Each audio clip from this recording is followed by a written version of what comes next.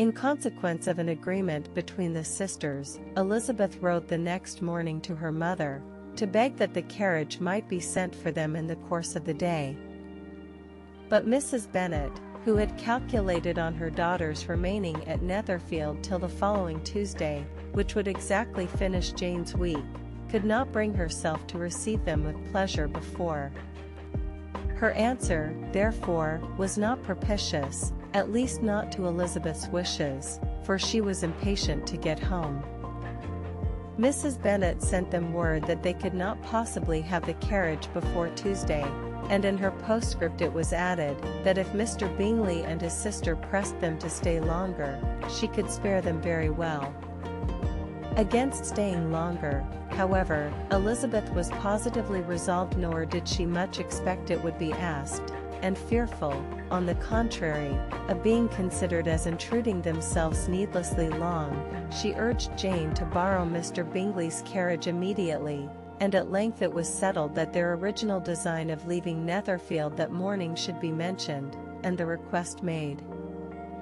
The communication excited many professions of concern, and enough was said of wishing them to stay at least till the following day to work on Jane, and till the morrow their going was deferred.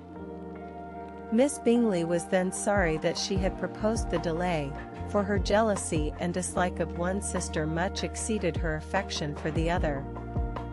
The master of the house heard with real sorrow that they were to go so soon, and repeatedly tried to persuade Miss Bennet that it would not be safe for her, that she was not enough recovered, but Jane was firm where she felt herself to be right. To Mr. Darcy it was welcome intelligence. Elizabeth had been at Netherfield long enough. She attracted him more than he liked, and Miss Bingley was uncivil to her and more teasing than usual to himself. He wisely resolved to be particularly careful that no sign of admiration should now escape him, nothing that could elevate her, with the hope of influencing his felicity, sensible that, if such an idea had been suggested, his behavior during the last day must have material weight in confirming or crushing it. Steady to his purpose, he scarcely spoke 10 words to her through the whole of Saturday, and though they were at one time left by themselves for half an hour, he adhered most conscientiously to his book, and would not even look at her. On Sunday, after morning service, the separation, so agreeable to almost all, took place. Miss Bingley's civility to Elizabeth increased at last very rapidly, as well as her affection for Jane, and when they parted, after assuring the latter of the pleasure it would always give her to see her either at Longbourn or Netherfield, and embracing her most tenderly, she even shook hands with the former. Elizabeth took leave of the whole party in the liveliest spirits. They were not welcomed home very cordially by their mother. Mrs. Bennet wondered at their coming, and thought them very wrong to give so much trouble, and was sure Jane would have caught cold again.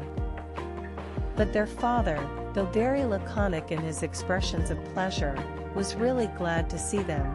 He had felt their importance in the family circle.